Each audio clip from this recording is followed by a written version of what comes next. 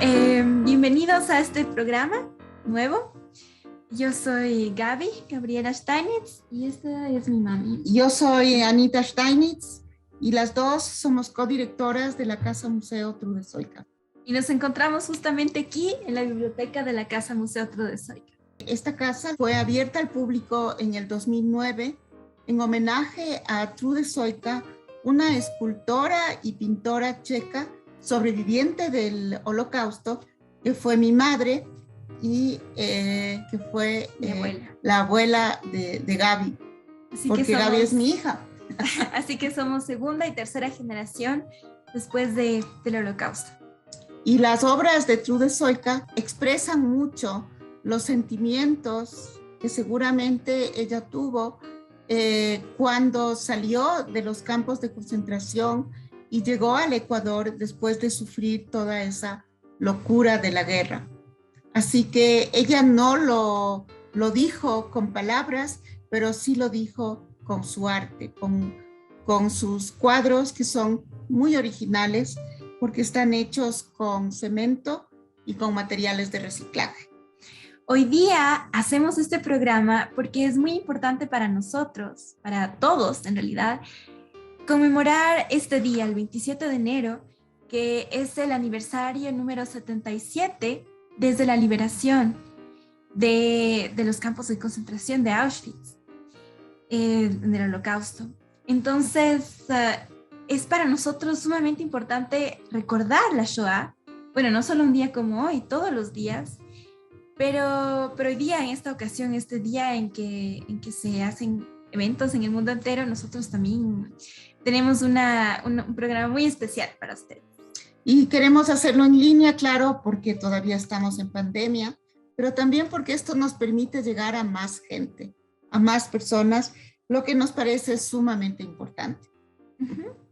Y ustedes tal vez ya conocen, o tal vez no, nuestra misión de la Casa Museo Trudezóica, que es recordar a través del arte, a través de estos medios muy sensibles, ¿no? Para todos los seres humanos, recordar la Shoah, recordar, y no solo la Shoah, todos los genocidios del mundo entero. Por eso hoy día invitamos a un escritor israelí que tiene mucha trayectoria, Yaron Avitov. Yaron Avitov es un escritor, documentalista de cine, poeta, crítico literario y editor israelí que ha publicado 18 libros en hebreo. La flauta de Jaim toca en el cielo es su 9º libro en el idioma español. Entre sus libros anteriores está el Libro de la Paz, Jerusalén Celestial, Jerusalén Terrenal, escrito en la ceniza, Luces de Madrid y Aquisito. Es director y guionista de algunos documentales del cine, entre ellos América Ladina y El Último Rincón. Ha participado en numerosas ferias de libro y en festivales de cine. Bienvenido, Yaron. La primera pregunta es, cuéntanos sobre ti, en un pequeño resumen de tu vida y cómo llegaste a la literatura y al cine. Bueno, yo soy israelí, soy de la ciudad de Haifa. Nací allá, crecí allá. Como joven mudé a la ciudad de Jerusalén. La literatura empecé a ejercer en la ciudad de Haifa, pero con más fuerza todavía la escritura en la ciudad de Jerusalén.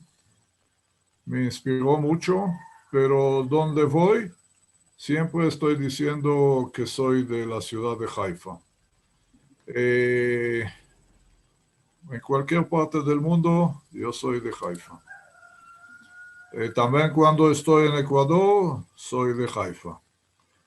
Es una ciudad que también me inspiró mucho y hasta hoy día puedo decir que estoy escribiendo sobre la ciudad de Haifa y también sobre la ciudad de Jerusalén.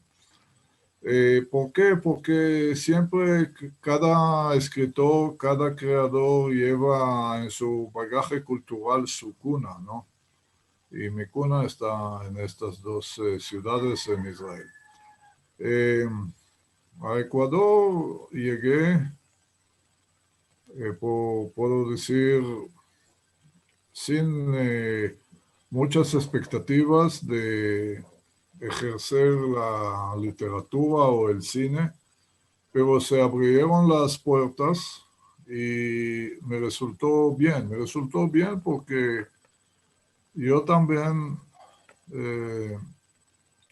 intenté a investigar algunos temas y tuve algunas iniciativas literarias que quería cumplir y realizar. No fue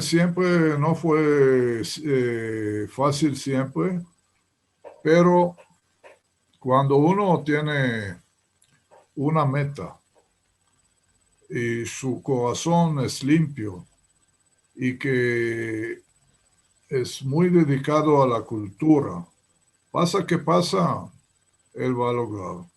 Ujú. En el caso mío, algunas veces casi me desanimé por los proyectos cinematográficos o proyectos literarios que tuve aquí en la región y en Ecuador, pero siempre vi la luz al final del túnel e insistí hasta que logré.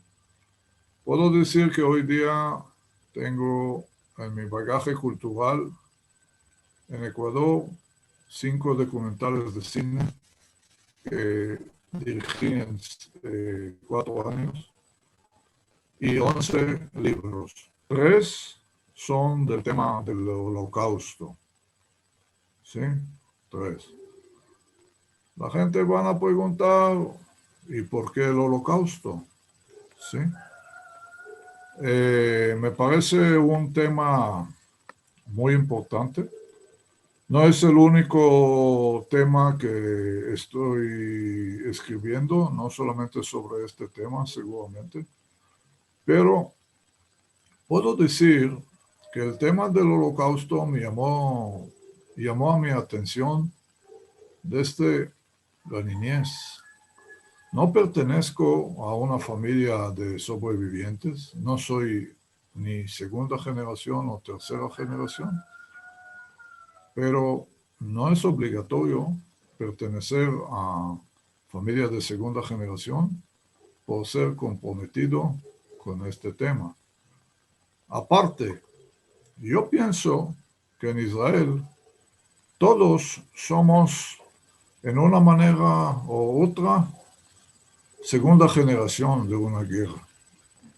Por ejemplo, mi papá, que descansa en paz, era sobreviviente de la Primera Guerra Mundial. Entonces, en algo puedo decir que yo soy segunda generación. Pero es otra historia muy interesante, que sobre esta historia no escribieron mucho, no hablan mucho, porque la Segunda Guerra Mundial superó cualquier horror en la historia. Es reto de cada ser humano, que es un poco sensible, que preocupa por el pasado, que quiere evitar que repiten estos casos trágicos, que un pueblo quiere aniquilar al otro. Bueno, ahora, desde temprana edad, y como chico, y como joven, siempre me llamó la atención el tema del Holocausto y leí muchísimos libros sobre el tema. Aprendí que a través de la literatura es posible entender mejor,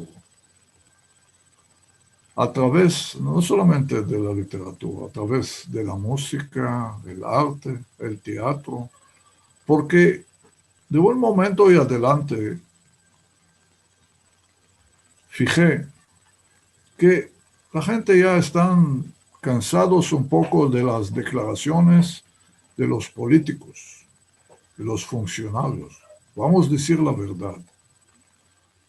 Y cuando miran una obra de teatro, de arte, cuando leen un relato o una novela, eso toca su pájaro de alma, ¿sí? A través del arte, de la cultura, es posible aprender mucho mejor el horror de la Segunda Guerra Mundial. Eso es todo mi mensaje en pocas palabras. Ahora, ¿por qué no más gente siguen en esta línea para que este mensaje va a ser difundido a nivel mundial? Cuando yo llegué a Ecuador, sí hablaban sobre el Holocausto, pero no suficientemente de mi punto de vista. Encontré, debo ser sincero, encontré mucho desconocimiento, incluso ignorancia, apatismo. ¿De qué me importa? Yo vivo aquí en Sudamérica, América Latina. ¿Qué me importa qué pasó en la Segunda Guerra Mundial? Señores y señoras, sí importa a ustedes. Sí, debe importar a ustedes. Porque aquí, en Sudamérica, un pueblo europeo hizo también una masacre, o peor aún, a los pueblos indígenas, ¿no? ¿Podemos llamar a eso también un holocausto? Claro, claro. Bueno, entonces sí importa a ustedes también aquí. Los horrores que pasaron en Europa. Ahora, yo nací en un país que cada persona, si quiere o no quiere, conoce el tema del holocausto. A veces la gente está cansados de escuchar incluso eso, pero yo jamás me cansé a escuchar. Bueno, ahora, ¿por qué? Porque toda la gente que rodeaban a mí, amigos, amigas, novias, por circunstancias de la vida, siempre eran segunda generación, no sé. Así fue mi suerte. Los mejores amigos míos son segunda o tercera generación. Y ellos me contaron mucho. Ahora, uno no puede ser apático a estas historias. Uno debe ser sensible. Y seguramente alguien que quiere dedicar a la cultura como yo. Entonces yo absorbí por muchos años todas estas historias. Pero no pensé que yo soy capaz de escribir sobre eso. La necesidad, porque yo pensé que otros pueden hacer eso mejor. Gente que eran sobrevivientes. Pero la generación de los sobrevivientes casi se murieron todos. Ahora es el rol de nosotros seguir en esta lucha. ¿Por qué? El escritor judío húngaro Imre Kertész, que ganó el Premio Nobel de la Literatura, dijo: hacer arte de Auschwitz es el reto más serio para cualquier artista. Puedo decir que yo estoy cumpliendo con este reto, con 3 libros. Ahora espero que más personas cumplen, como ustedes también, en la Casa Museo Trude Sochka, cumplen. Espero que también otros van a cumplir, pero ¿por qué nosotros no podemos ser ni Don Quijotes ni Doñas Quijotas. Tenemos que más y más gente reúnen con esta lucha por la conmemoración del Holocausto. Ahora, ¿cómo nació esta necesidad mía o la idea de cumplir con este reto justamente en el idioma español, que no es mi idioma materno? Y disculparán nomás por cualquier error gramático en el idioma. Te disculpamos. Voy a contar a ustedes por qué. Una vez en un país en la región, que con respeto no voy a mencionar el nombre del país, yo fui invitado a una casa de amigos y estuvo allá su hija, que era ingeniera. ¿Sí? Ingeniera. Bueno, no sé qué pasó, que empezamos a hablar sobre las guerras, porque cuando encuentran con un israelí, siempre empiezan a hablar sobre las guerras. Bueno, la conversación llegó a la Segunda Guerra Mundial y yo pegué una pregunta a la hija, que era joven. No sé qué cucaracha, entre comillas, tenía para pegar la pregunta. Y yo le pregunté, ¿usted por si acaso sabe quién era Hitler? Me miró con una mirada medio rara. Hitler me dijo, sí, yo sé. Y yo le dije, ¿quién era? Me dijo, el presidente de Estados Unidos. Fue medio trágico, medio chistoso. Y su padre le dijo, no era el presidente de Estados Unidos, sino el presidente de Alemania en la Segunda Guerra Mundial. Y ella le preguntó, ¿y él era bueno o era malo? Wow. Entonces él le contestó, en parte era bueno y en parte era malo. Ustedes pueden imaginarse cómo sentía yo con esta respuesta en una casa de aparentemente amigos. Yo quería salir volando de ahí. Yo evité cualquier discusión y yo le decía solamente, señor amigo, usted está equivocado. Bueno, eso fue grabado en mi memoria. Y yo pensé, ¿qué pasa aquí? ¿Qué pasa aquí? Que dan a los niños, bautizan a algunos niños Con el en nombre de algunos Hitler. países con el nombre de Hitler. ¿Qué pasa a la humanidad? Pobrecitos. ¿Sí? Y la pregunta de millón, si sus padres hacen eso a propósito o no. Esta pregunta vamos a dejarle abierta. La respuesta, por lo menos. Ahora, no era así. No era solamente eso. Este encuentro sobre Hitler. Un día, yo ingresé a un local de internet en Ecuador, en una ciudad. Y el local de internet estaba lleno con muchachos o adolescentes. Y me dijo el dueño, ya puedes pasar, aquí la compu está disponible. Entonces yo pasé, tenía un poco de apuro y miré. Eso es increíble.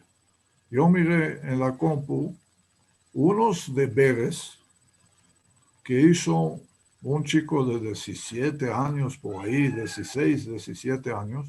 ¿Y sobre qué? Hitler. y él no cerró el trabajo que hizo, son deberes que le entregaron de un colegio.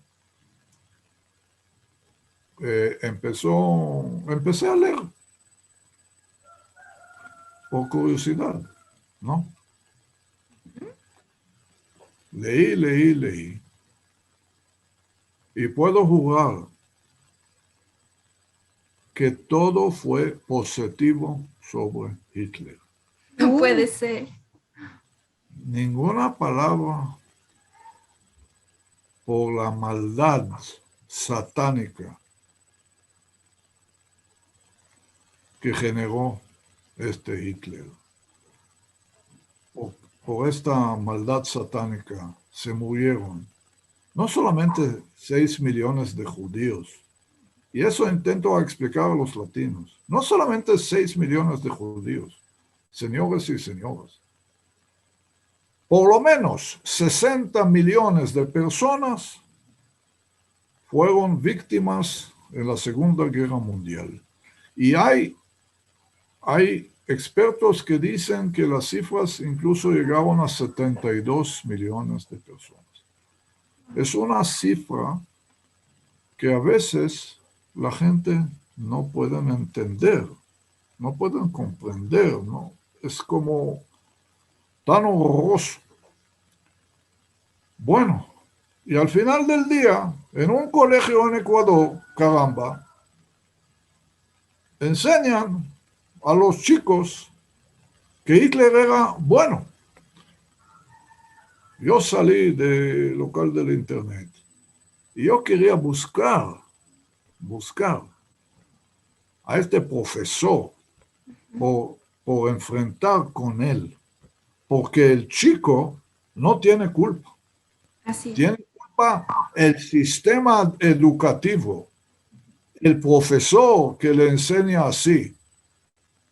Bueno, y yo sé exactamente dónde fue este hecho. Yo salí de este local del internet y tomé la decisión.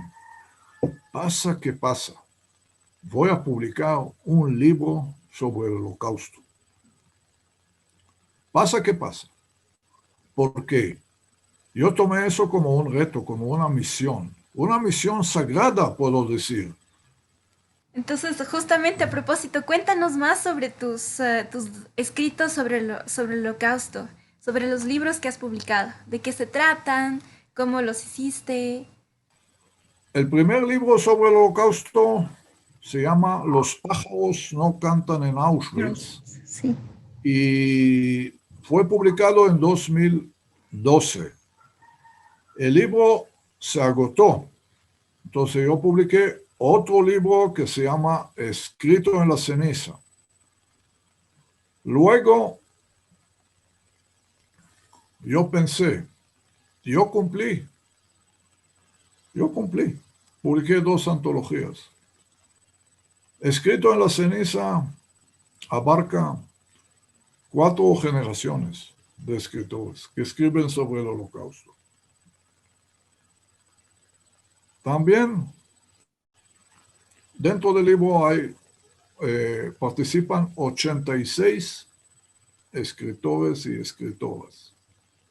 Yo pienso que es un libro que merece un aporte de todos los institutos, ¿sí?, educativos y especialmente de nuestro pueblo. Bueno, pero es mi opinión personal. Puede ser que otros piensan diferentemente. Porque el Don Quijote siempre anda solo, ¿sí? Y tiene al lado de él el Sancho Panza, ¿sí? Pero para luchar y combatir en contra de la ignorancia es necesario unir esfuerzos. Así es. No un Don Quijote aquí y Don Quijote allá. Así. Bueno, y yo no me preocupo pasar este mensaje. Ahora, luego que cumplí con esta misión de 2 antologías, y sinceramente es posible también compilar, no dos, miles de antologías en cualquier idioma, para que la gente van a entender el mensaje, que no van a seguir negando la tragedia y diciendo, como yo escuché, que eso jamás pasó. O estos vientos malos que hay hasta hoy día en el mundo, que niegan que todo eso ocurrió, eso me motivó a publicar la segunda antología Escrito en la ceniza y seguir con este reto, porque en las antologías, sí, yo soy el antólogo, escribo parte, pero hay 86 participantes más, porque debo dar la voz a los demás, como merecen, sobrevivientes, segunda generación, tercera generación, cuarta generación, y otros escritores israelíes, hebreos, que escriban sobre el holocausto, y tienen eso en sus venas, ¿sí? Porque, como decía del principio, todos de nosotros somos segunda generación, si queremos o no queremos, sino de una guerra, de otra guerra.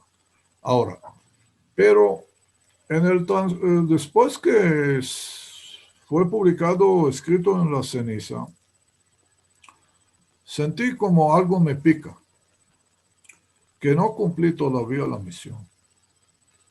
Entonces, por eso,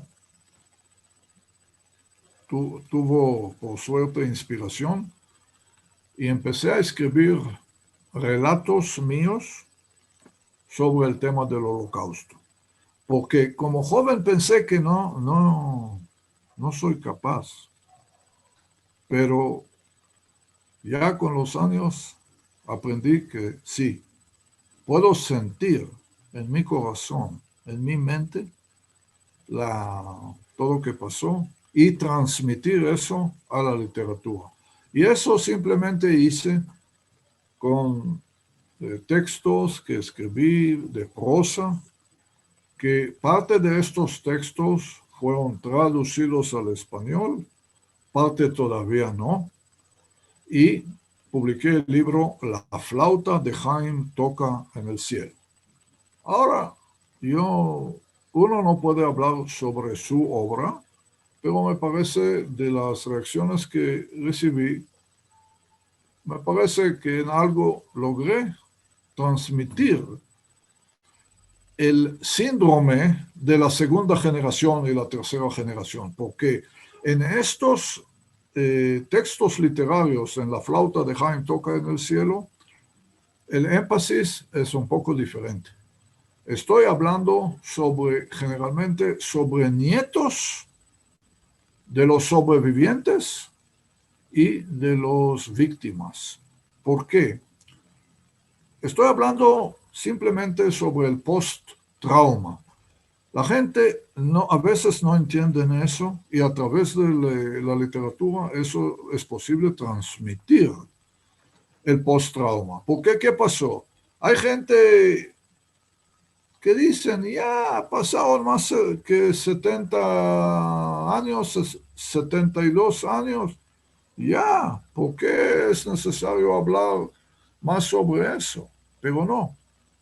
De mi experiencia, con mucha gente en Israel que conocí de cerca, el post-trauma de los sobrevivientes pasó duramente a sus hijos, a sus hijas.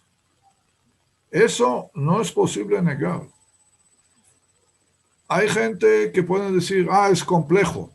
No es solamente complejo, aquí hay post-trauma, ¿sí? Que sigue. Ahora, ¿qué podemos hacer con el post-trauma? Transmitirle a la literatura, al arte, a la cultura. Y de las reacciones que recibí, yo vi que la gente, cuando leen la literatura, aprenden mejor. Pueden sentir eso. en su alma, en sus sentimientos y en su cerebro. Ujú. ¿A quiénes quisieras dirigir más tus escritos? ¿A personas jóvenes, estudiantes que también pueden leerlos o más bien adultos? ¿Para quiénes van más tus Personas no relatos? judías, tal vez. A todos. Pueden ser gente adulta, puede ser gente joven. A mí me asombró que, por ejemplo, el relato El hombrecito de la radio leyeron muchos jóvenes o no tan poquitos. Y a través de relatos de este tipo pudieron identificar con el personaje, que es un niño. También los protagonistas de mi libro La flauta de Jaime toca en el cielo son generalmente muy jóvenes, es decir, entre niños de 6, 7 años, un niño de 9 años, un chico adolescente y un joven que tiene 20 y pico años. Es decir, si los protagonistas son jóvenes, también los lectores naturalmente pueden ser jóvenes, ¿no? Pero si el protagonista es niño, no es decir que una persona que tiene más que 60 años no puede leer y disfrutar del texto, ¿no? Son Así. textos que cualquier lector puede leer. Si hablamos sobre el hombrecito de la radio, las reacciones que eran siempre casi iguales. Ah, qué lindo este radio antiguo. Nosotros tuvimos en la casa este radio. Y yo también tenía en mi casa este radio antiguo. Y este radio antiguo me inspiró. Pasaron los años, me acordé de este radio antiguo y me inspiró para escribir el relato, ¿no?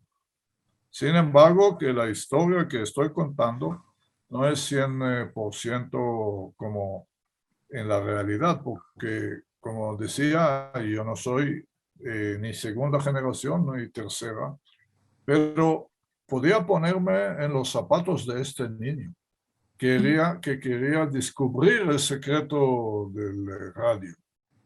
Porque los niños de mi generación, me parece que casi todos tuvieron este, este monstruo de radio, ¿no? Que para nosotros era como una maravilla, como un barco, ¿sí? Un barco navegando dentro de la casa. Y llamó a mí, personalmente, a mí me llamó la atención como niño chiquito. Caramba, ¿quién maneja este radio? ¿Cómo sale la voz de este radio? Es un secreto, ¿no? Podemos decir que eh, por un niño el mundo es una maravilla, llena con secretos. Y él quiere descubrir estos secretos. Sí, sino el radio, otros secretos. Sí, pero en el este relato, hablamos sobre la radio. Ah, ah, Hay también otro relato que se llama La boina de mi papá, que también allá la boina tiene un secreto, ¿no? Este libro, La flauta de Jaime toca en el cielo, aparentemente es lleno de secretos que la tercera generación quieren descubrir. En cada relato hay otro secreto. En cada relato hay un aparato, sea radio, sea gorrita, sea flauta, que siempre son símbolos de algo mucho más allá, ¿sí? De la radio o de la boina o de la flauta, etcétera. Y los jóvenes, los niños, los chicos quieren descubrir estos relatos. Ahora la literatura debe tener un secreto, ¿no? Si no, es muy aburrida. Claro. Eso es lo lindo del... Nosotros también tenemos una radio así, está justo al lado. Sí, nosotros, yo soy una adulta mayor, pero me identifiqué mucho con tus relatos y el primero fue, claro, el de la radio, porque mira, no sé si lo ves, Ay, ahí está mi nuestro madre. radio. Y hay un hombrecito dentro. Ay, mi madre, como dicen, yo veo este radio y tengo como lágrimas de nostalgia. Porque este radio acompañó toda mi niñez. Sí. Y a veces estoy rompiendo la cabeza preguntando qué pasó con esta radio después de la muerte de mis padres. Ojalá que podía tener este radio al lado mío y como recuerdo de mi infancia, ¿no?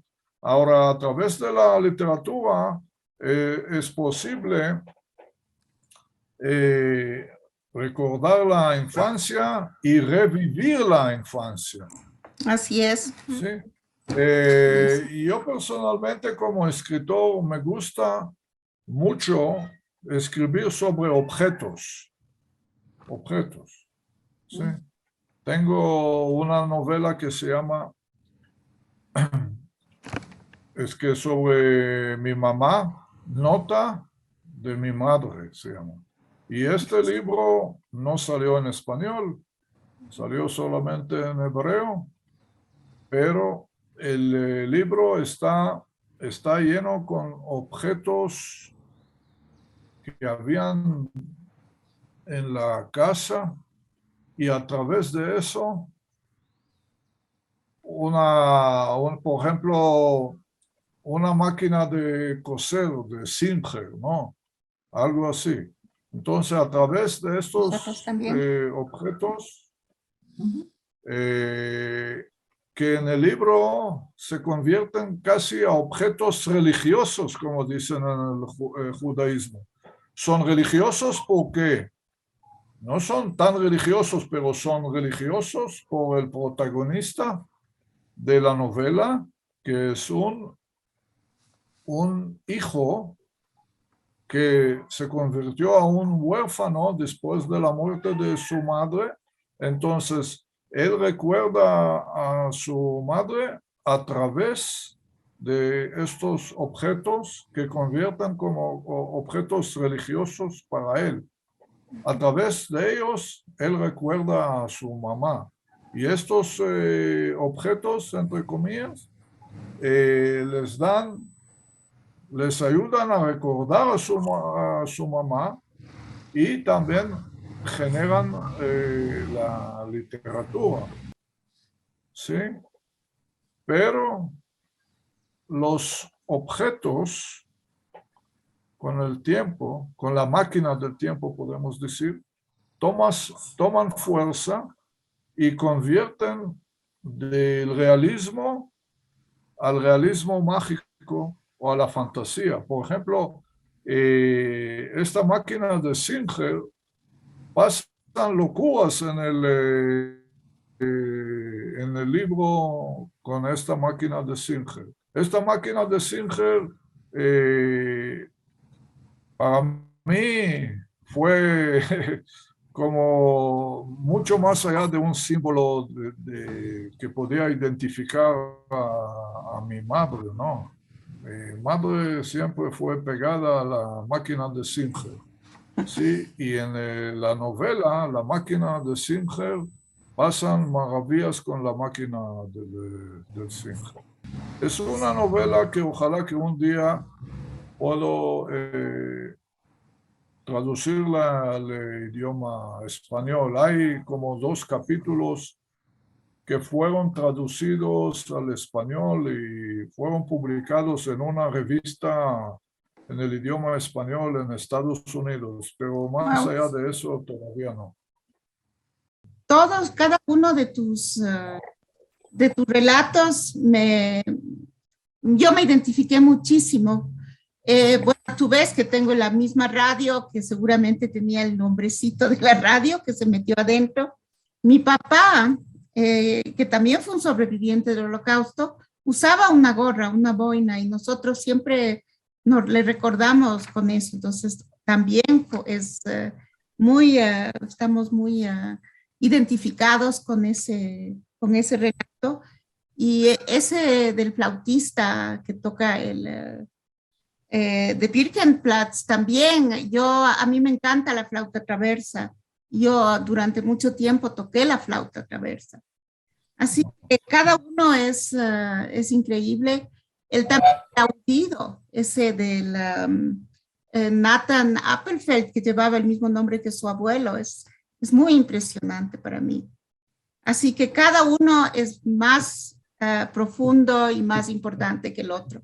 Y sin olvidar también tu poema, en el que te acuerdas de todos los 6 millones de judíos que fueron asesinados. Entonces eso quería yo simplemente subrayar.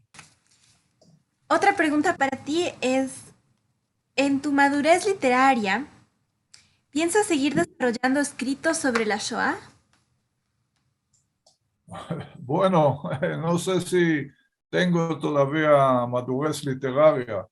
Un escritor debe seguir trabajando duro para tener su madurez. Pero como joven todavía no tenía la madurez suficiente, la madurez literaria suficiente para escribir de ojos de sobrevivientes o segunda o tercera generación que con el tiempo sí podía lograr esta meta, ¿no? Meter en su forma de pensar, forma de actuar, eso con la madurez literaria de los últimos años, sí podía llegar a esta meta. Yo pienso que con la flauta yo cumplí ya mi misión, pero sí me animo en el futuro más lejano. Tengo todavía bagaje literario más. Tengo ya un paquete no tan malo de literatura personal mía sobre el Holocausto. Estoy publicando eso primero en el idioma hebreo. El Holocausto es un tema que jamás voy a dejar. Jamás voy a dejar dedicar a eso.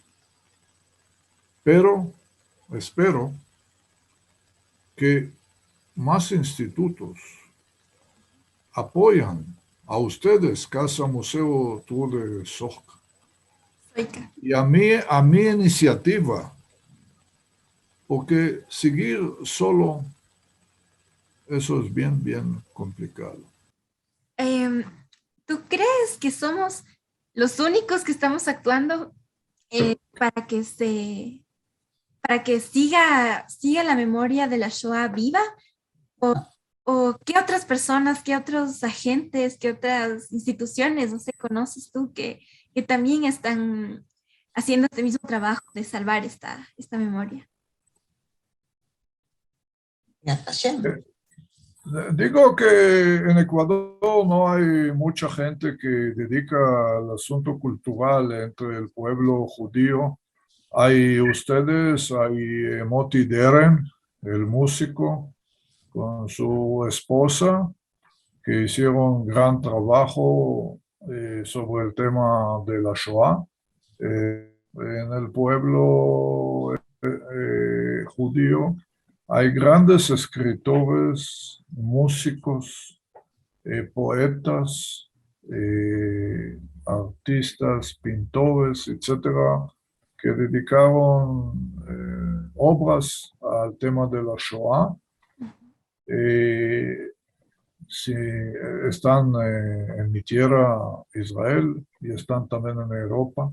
Hay también escritores en mi tierra, hay bastante, que eran escritores y poetas que eran sobrevivientes del Holocausto. El nombre, por ejemplo, del chico en el relato, en el último relato en la flauta, se llama Nathan Appelfeld. Y yo puse este apellido como un homenaje a Aaron Appelfeld, que era uno de los más grandes escritores israelíes, ¿no? Hay también en la segunda generación, en Israel, hay poetas y escritores muy importantes que dedicaron obras a la Shoah, como David Grossman, y hay un poeta que como joven yo leí su poemario, Cartas de Bergen-Belsen.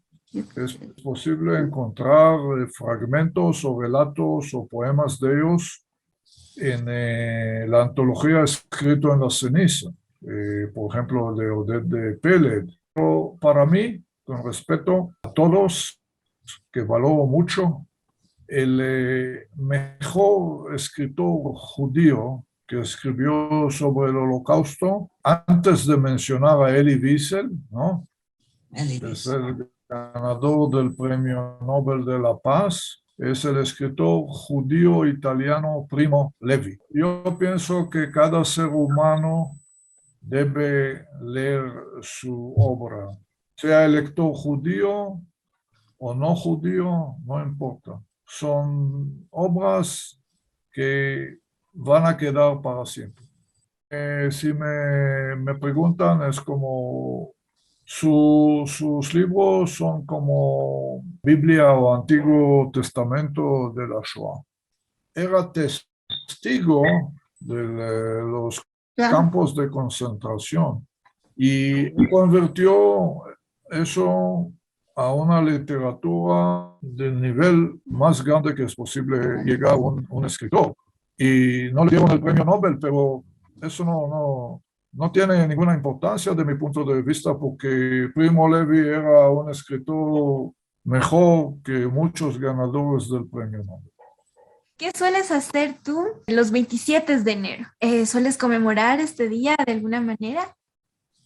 Sinceramente, no necesito esta fecha por conmemorar el Holocausto, porque yo recuerdo la Shoah cada día a través de mi escritura, a través de mis pensamientos. Es necesario 365 días al año recordar el Holocausto. ¿Por qué para ti es importante el recordar y no olvidar? Bueno, siempre es mi refrán, eso proviene de la literatura de nosotros, de nuestro pueblo. Es un refrán que siempre debe ser vigente, recordar y no olvidar. Y en el libro mío, Escrito en la ceniza, puedo decir que es el símbolo del libro. Y eso me acompaña con la escritura sobre el tema del Holocausto, ¿no? De la Shoah. También es muy importante porque es como tal. Si olvidamos, no recordamos. Si olvidamos, no escribimos. Si olvidamos, no hacemos arte. Con el olvido va a quedar todo nulo. Y esta tragedia no puede quedar en la impunidad. Pero en lugar de declaraciones, es mejor los hechos. Tomar el lápiz y escribir. Eso es todo. Claro que para nosotros es sumamente importante recordar siempre, ¿verdad?, qué fue el Holocausto. Nosotros estamos, todos los de la segunda generación, incluso tercera generación, realmente estamos ligados por objetos. Eso es una cosa evidente al holocausto y a nuestros familiares sobrevivientes. Y la memoria, ¿no? Y la memoria es sumamente importante, eso de no olvidar para no repetir. Pues todo eso hay que pensarlo y lo que tú también decías, Gaby, que tenemos que estar unidos, ¿verdad? En este recordar. No tenemos que siempre hacer los esfuerzos que sean necesarios para que nunca se olvide lo que fue. Y no solo los judíos, sino todas las personas, ¿no? Porque todos estamos implicados en esto, todos somos generaciones post-holocausto, no necesariamente todos hijos o nietos, bisnietos de sobrevivientes, sino todos estamos en esta era post-holocausto, seguimos en esto. El trauma fue tan fuerte que el eco sigue hasta hoy en día y lo más terrible es que se siguen reproduciendo cosas así en el mundo, ¿no? Entonces sí, es súper importante que siga habiendo muchas. Como todos dicen, si no nos acordamos del pasado, no solo que se puede repetir, pero es para nosotros es una manera de aprender, para no repetir, aprender del pasado. Es exactamente como la señora Miriam dice. Una vez yo participé en un evento de alumnos en un colegio y les decía, leen por favor el relato, el hombrecito de la radio. El relato no muerde y no ladra. No tengan temor de leer literatura, ¿sí? Y a través de la literatura aprender mejor qué de verdad pasó en el pasado. Porque este grupo de personas que niegan el holocausto mandan a todas las redes sociales fake news, ¿no? Del pasado. Eso es horroroso, ¿sí? Niegan y dicen que eso no sucedió. ocurrió. Justamente yo creo que ahora es cuando más se necesita leer en esta era de tanta tecnología, de tantas cosas que leemos en el internet, que no se sabe qué es verdad y qué no. Ahora es cuando es más importante leer cosas en papel, porque esas son ideas que han sido muy trabajadas y no es fácil publicar un libro así nomás. Es súper necesario leer estos libros. Escribirlos. Y escribirlos. O sea, leer lo que se ha escrito. Lo que está escrito y también escribiendo y usando estos libros como inspiración para otros. Incluso que los neonazis mismos leen estas obras. Sí. ¿Sí? Miran las obras del arte sobre el holocausto para que abran un poco sus ojos. Sus ojos. No es suficiente abrir los ojos, deben abrir sus mentes. Sí. Sí, espero que todo el mundo se nos una a esta no lucha, pero a esta misión de seguir alzando la voz sobre este tema tan importante, ¿no?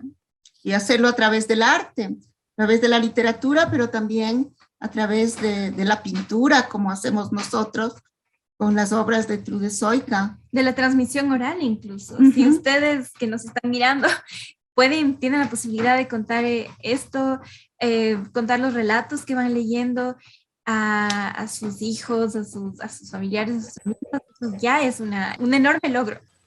Mientras que hay niños en el mundo que se llaman Hitler, y mientras que hay neonazis, y mientras que hay gente que niegan el holocausto, no podemos dejar la lucha.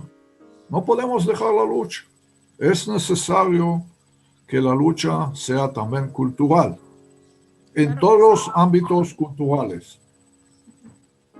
Y si seguimos en la lucha, no podemos dejar ser callados en contra de todos estos vientos malos que hay en el mundo. Así es. Muchas gracias. Gracias también. pueden contactar directamente a Yaron para que él les mande los libros a la dirección que ustedes quieran.